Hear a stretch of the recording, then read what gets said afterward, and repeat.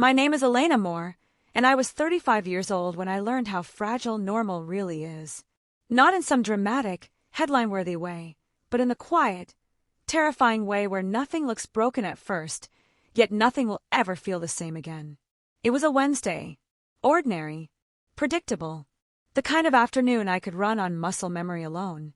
By 4:30 p.m., I was already halfway through dinner prep. The radio hummed softly in the background, a pot simmered on the stove, and I kept glancing at the clock the way I always did, waiting for the familiar sound of the front door opening. Usually, Lily burst in like a storm. She was kicked off mid-step, backpack dumped wherever gravity won. Words spilling out of her faster than I could keep up. School gossip, teacher impressions, random facts she'd learned and absolutely needed to share right now. That day, the door opened. And then nothing.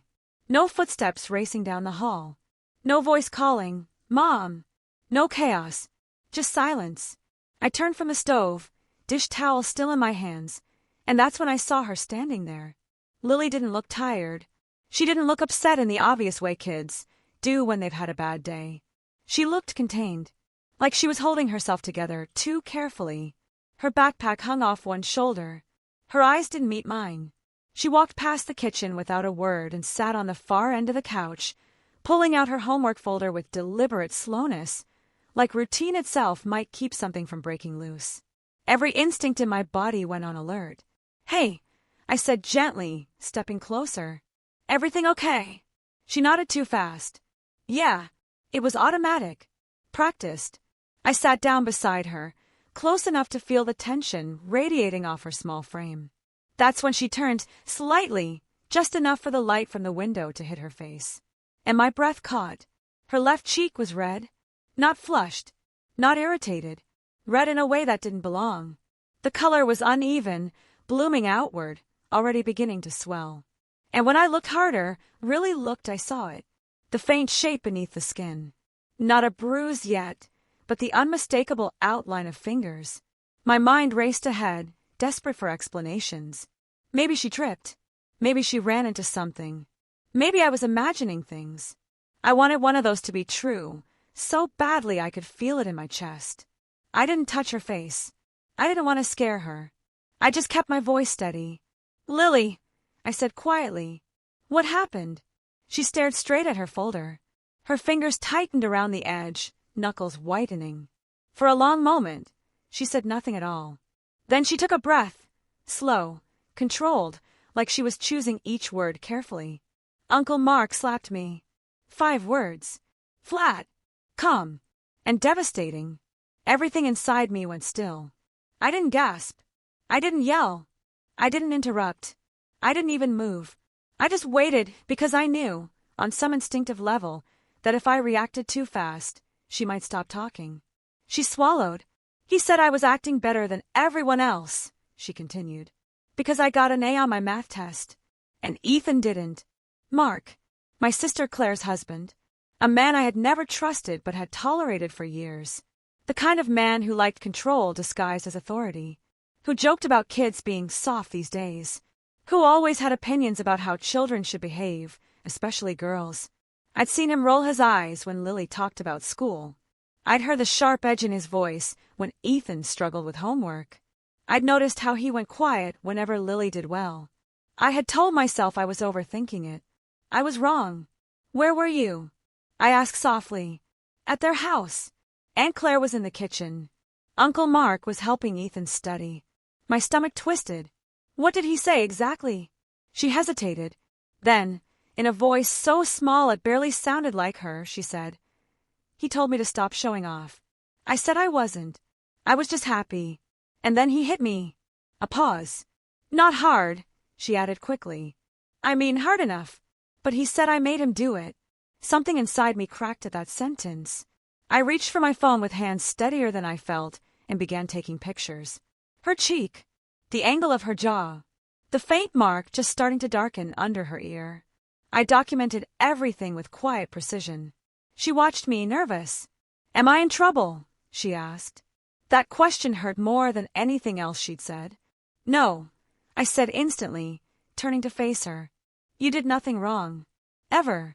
She nodded, but I could see the doubt still sitting heavy in her eyes. Is Aunt Claire going to be mad at me? I didn't answer, because for the first time since becoming a mother, I understood something with absolute clarity. This wasn't just a bad moment. This was a line that had been crossed, and I was already done pretending otherwise. I didn't confront Mark. I didn't call my sister. I didn't ask for explanations. I did the one thing that mattered. I grabbed my keys. Put your shoes back on, I told Lily, keeping my voice calm. We're going out for a bit. She didn't ask where. She didn't argue. She slipped her sneakers on silently, the way kids do when they sense something serious is happening and don't want to make it worse. The drive to urgent care felt longer than it ever had. Lily stared out the window, her reflection faint in the glass. Every few minutes, she touched her cheek like she was checking whether it was still real. At a red light, she finally spoke. I didn't mean to make him mad. I tightened my grip on the steering wheel. You didn't, I said. He chose to be mad. That's not on you. She nodded, but she didn't look convinced. The nurse at the front desk took one look at Lily's face, and her expression changed. Not alarmed. Focused. Professional. We'll get you back right away, she said. Inside the exam room, the doctor asked careful, precise questions. Who touched you? Where? When? Who was present? Lily answered in that same quiet, measured voice, like she'd rehearsed it in her head on the way over. The doctor didn't rush her. He documented everything. Took photos. Used words that made my chest feel tight. Non-accidental injury. Suspected abuse. Non-parental caregiver. I nodded through it all, even though part of me wanted to scream. When we left, Lily clutched my hand like she was afraid to let go. That night, she fell asleep on my bed instead of hers, wrapped around my arm, breathing slow but shallow. I didn't sleep at all. By morning, the mark on her cheek had darkened. A bruise had bloomed along her jawline, undeniable now. I made coffee I didn't drink and stared at my phone until the sun came up. Then I started making calls. The first was to Child Protective Services. I gave them names, addresses, dates. I repeated Lily's words exactly as she'd said them. I didn't soften anything. The woman on the other end didn't sound shocked. She sounded prepared. The second call was to a family lawyer recommended by a coworker who'd once gone through a custody battle. She listened quietly, then said, You did the right thing by documenting first. The third call was the hardest. My sister, Claire. She answered on the second ring, cheerful at first. Hey, everything okay? No, I said. Silence. I need to talk to you, I continued. About Lily. What about her? Mark hit her. The pause that followed felt endless. That's not funny, Claire said finally. I'm not joking. She must have misunderstood. She has fingerprints on her face, Claire. That doesn't mean. I took her to urgent care. Her voice shifted then. Defensive. Tight. Why would you do that without calling me? Because I didn't trust you to protect her. I didn't say that out loud. Because my priority was Lily, I said instead. Claire exhaled sharply. Mark would never hit a child. He gets frustrated sometimes, sure, but he loves kids. He slapped my daughter because she got an A, I said. Because Ethan didn't. That sounds like something Lily might exaggerate. I felt something cold settle in my chest. Be careful, Claire added.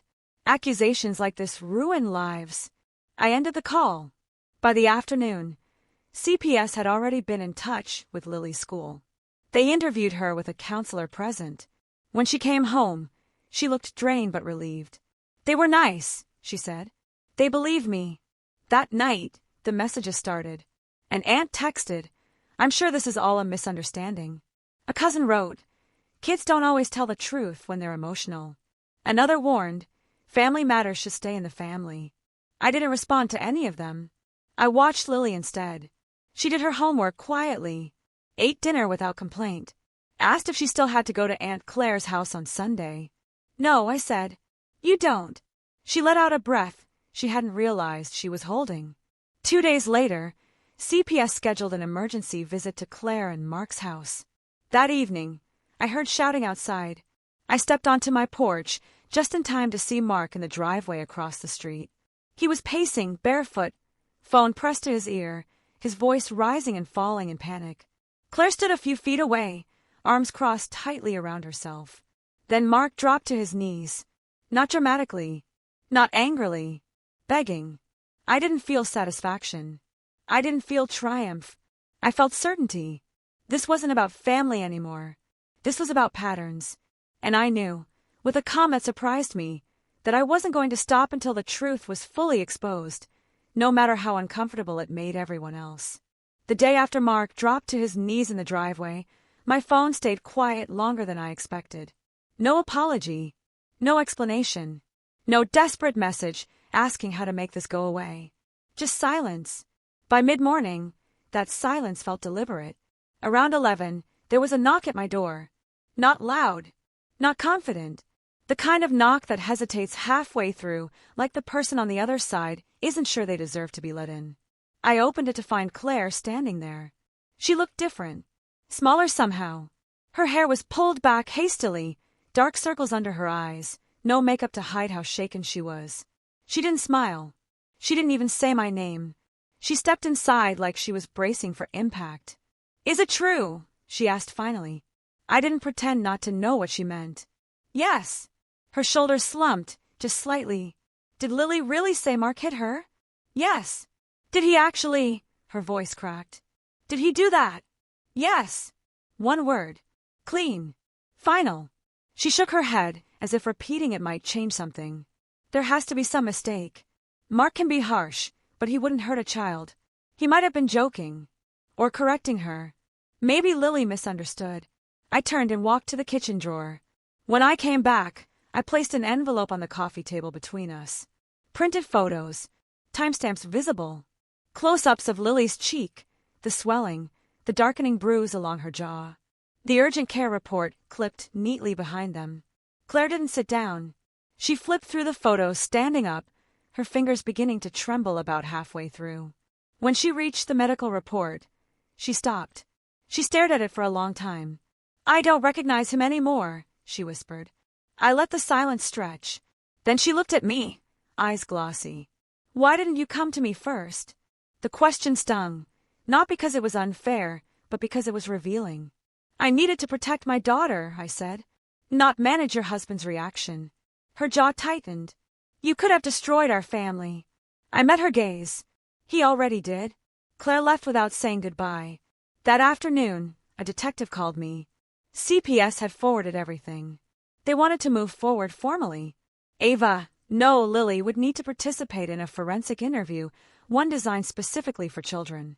When I asked Lily how she felt about it, she thought for a moment, then nodded. "I want them to know," she said. "So he can't do it again." At school, things started to shift. Ethan told a few kids Lily was lying. One repeated it near the swings. A teacher overheard and shut it down, but the damage lingered.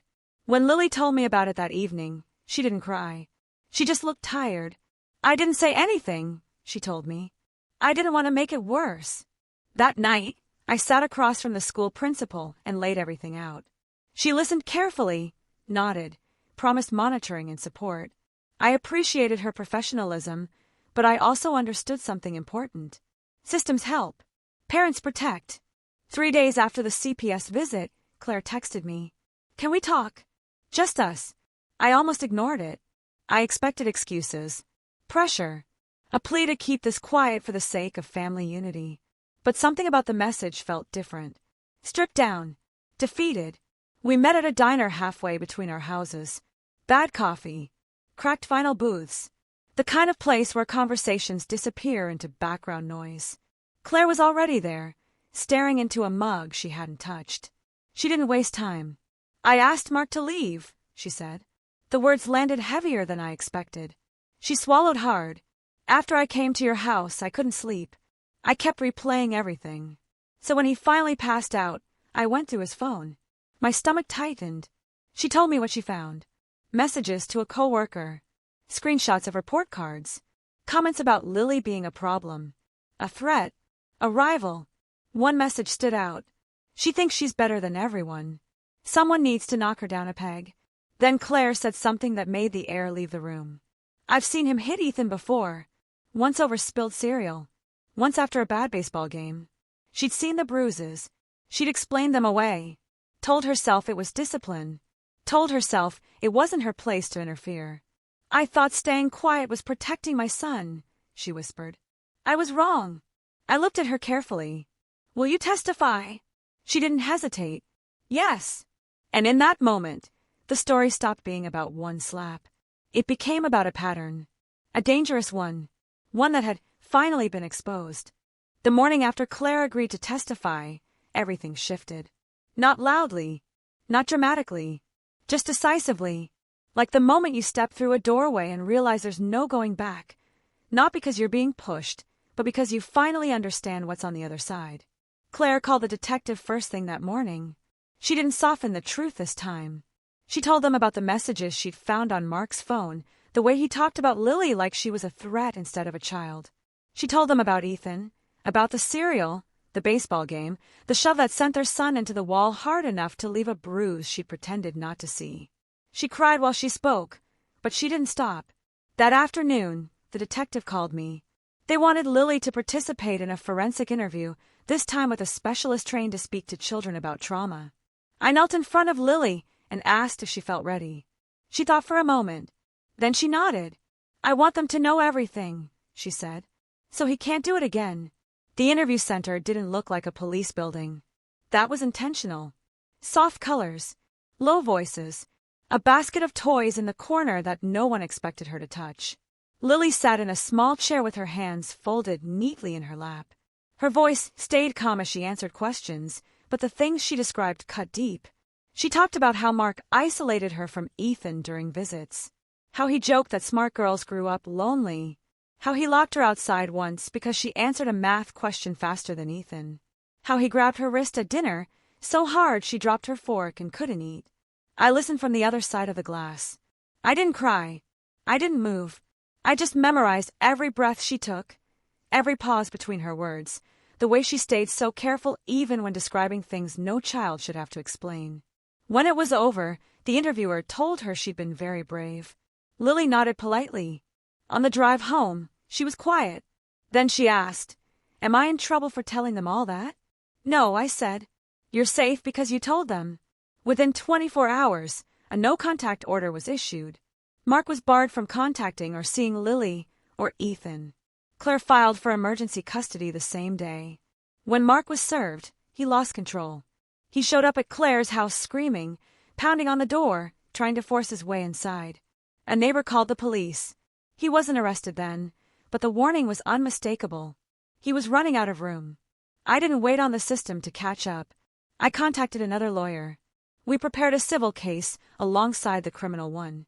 Claire handed over everything: emails, passwords, records.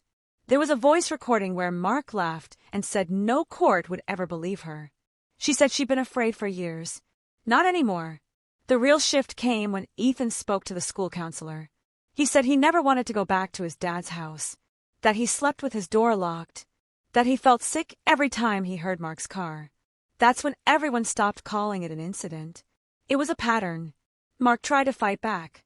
He filed paperwork claiming I was manipulating Lily, that Claire was unstable, that this was all exaggerated. Claire didn't respond. She forwarded everything to the detective and added to her statement. Then another woman came forward. An old friend of Claire's reached out. Mark had dated her younger sister years earlier. She described the same behavior: mocking disguised as humor, control framed as concern, violence that never left marks long enough to photograph. She still had a notebook. Dates, notes, details. Our lawyer submitted it all. Mark grew desperate. One night, Lily answered a call on her tablet from an unknown number. It was him. He told her to say she'd been mistaken, that everything could go back to normal. She hung up, shaking. I called the detective immediately. The number traced back to a prepaid phone. The next day, Mark was arrested for violating the no-contact order and attempting to influence a minor witness. The charges escalated: felony child abuse, witness tampering, aggravated intimidation. For the first time, real prison time was mentioned, and I felt something unexpected: relief. Mark pled not guilty. Of course he did. Men like him always believe they can talk their way out of anything. That if they say the right words, smile at the right moments, shift the blame just enough, the world will bend back into place. The arraignment was set for a Monday morning. I sat in the courtroom with my hands folded tightly in my lap, Lily at school, blissfully unaware of how close we were to changing everything. Claire sat a few rows behind me, her face pale but steady. Mark walked in wearing a suit that didn't quite fit him anymore. He didn't look at us. Not once. His lawyer painted a familiar picture. A tense family dynamic. A competitive child. A mother overreacting. A wife too emotional to think clearly. He implied Lily had exaggerated. That I had planted the idea. That Claire was unstable and easily influenced. The prosecutor didn't interrupt. She waited. Then she stood and began laying out the timeline. Calm. Precise. Relentless. Security footage from a neighbor's camera played on the screen. It showed Lily walking down the driveway after leaving Claire's house that day, one hand pressed to her face, her steps uneven. The timestamp matched the urgent care photos exactly. Those photos followed. Enlarged. Clinical. Impossible to explain away. The medical report was read aloud. The language was professional, detached, devastating. Then came the call. The detective testified that the number Mark used to contact Lily had been activated 2 days after the no-contact order was issued. He tried to disguise his voice. Lily recognized him immediately. The judge leaned forward. "This call occurred after the protective order?" he asked. "Yes, Your Honor." Even Mark's lawyer looked uneasy. Then the prosecutor introduced the sworn statement from the woman Mark had dated years before he met Claire. She described the same pattern: control disguised as concern, mockery framed as jokes, violence that escalated quietly. One sentence stayed with me. "He never yells," she wrote. "He just breaks you down slowly until you forget who you were." When Claire testified, she didn't defend herself. She admitted she ignored things she shouldn't have. She talked about Ethan's bruises, about the night Mark screamed at their son for striking out during a baseball game, about convincing herself that staying was safer than leaving. "I was wrong," she said simply. That was enough. 3 days later, the offer came. 10 years. Felony child abuse. Witness tampering. Intimidation. Violation of a protective order. Parole eligibility at 8. Permanent no-contact orders for Lily and Ethan. Loss of custody. No loopholes. Mark's lawyer tried to negotiate. The prosecutor didn't move. Mark took the deal. I was sitting in my car outside Lily's school when our lawyer called. Through the windshield, I could see her inside the building, laughing with kids who had no idea how close the world had come to shifting under her feet. I cried quietly behind the steering wheel. That night, when Lily climbed into bed, I told her only one thing. "He's not coming back," I said. "You're safe." She thought about it for a moment. Then she asked if we could get pizza. We did. The day after Mark accepted the plea deal, the world didn't explode. It didn't suddenly feel like a movie climax. It just exhaled, a slow, steady release of tension we hadn't realized we'd been holding for weeks. I picked Lily up from school like any other afternoon. The robot her club was building occupied her every thought. She climbed into the car, buckled herself in, and started describing every detail: motors, sensors, wires, even the stubborn part that refused to work the first time. Halfway through, she paused and looked at me. "He can't find us, right?" she asked. "No," I said. "He can't." Her shoulders relaxed, her smile returned. That small gesture, simple but profound, felt like the first victory we truly had. The weight of fear that had hung over our house for so long began to lift, slowly but undeniably. Mark's arrest and conviction changed more than just his freedom. It changed the narrative everyone had been repeating. Where once people had whispered, "Maybe she exaggerated," or "He's a good man, just strict," now there was no room for doubt. The courts had spoken. Evidence could not be ignored. Patterns could not be denied. And the kids, my kids, finally had safety. Claire and I didn't magically become best friends. But we became honest. That was enough. Therapy became a weekly routine for her, for Lily, for Ethan. And for me, too, in the quiet moments when the adrenaline faded and reality finally sank in. One afternoon, Claire handed me a folder. Inside were old notes, scribbled plans, lists of punishments, and detailed accounts Mark had kept over the years. Things he thought no one would ever see. "Keep these," she said, voice low but firm. Just in case. I did. Life didn't feel like it had returned to normal, not really. But it was safe. Quiet. And quiet, after so much noise and fear, felt like victory. Lily laughed again. Really laughed.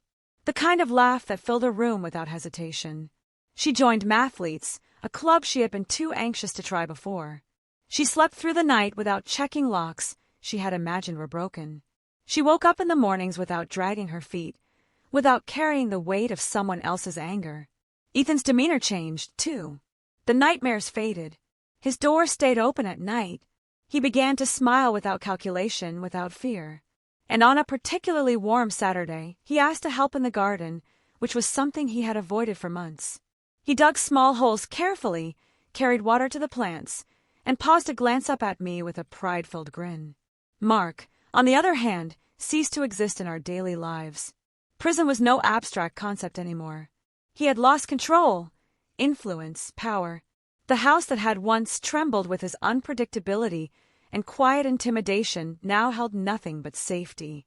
The walls that had echoed with whispers, apologies left unsaid, and the tension of avoidance were now still. Not empty, quiet, peaceful, alive. I remember one evening in particular. Lily wanted to show me a new trick she had learned with her robotics project. She placed a tiny sensor in front of a motor and made it work perfectly. Her eyes sparkled as she turned to me. "See? I did it!" she exclaimed. And she believed it. I didn't just see her success, I saw resilience. Courage. Strength built in the shadow of fear that had once tried to define her. That night, as I tucked Lily into bed, she handed me a small note she had pinned to her wall. In her careful, uneven handwriting it read, "I'm not scared anymore." My heart clenched. Those words were simple, but they carried everything. Every moment of anxiety, every tear, every sleepless night, all reduced to 3 small words. She wasn't just safe. She was free. We celebrated small things, quietly. Milkshakes on Friday evenings, stories from school, weekend baking, and the occasional marathon of cartoons. The family largely went silent afterward. A few apologies trickled in, some sincere, some carefully worded, but I didn't chase them. I didn't need closure from people who had waited for a bruise to appear before they believed a child. Our life settled into a rhythm that no one outside our walls would notice, but that mattered more than anything. I could focus on my work without the constant churn of dread in my chest. Lily and Ethan could play, laugh, and learn without the shadows of doubt. Claire and I weren't best friends, but we were partners in the only way that mattered, protecting the children. The days continued. School projects, weekend soccer games, homework again. Life in its ordinary rhythms, which now felt extraordinary because they came without fear. And in those rhythms, I saw the subtle victories every day. A smile, a deep breath, a question asked without hesitation, a night slept with doors open. We came out of this bruised, changed, but stronger. The trauma didn't vanish. It never would entirely. But the fear had been stripped away. The quiet that filled the house wasn't emptiness, it was life. It was safety. It was the sound of children learning to trust the world again. And for the first time in a long time, when I looked at Lily, at Ethan, at Claire, at myself, I felt something I hadn't for months. Not relief alone. Not just victory. I felt peace.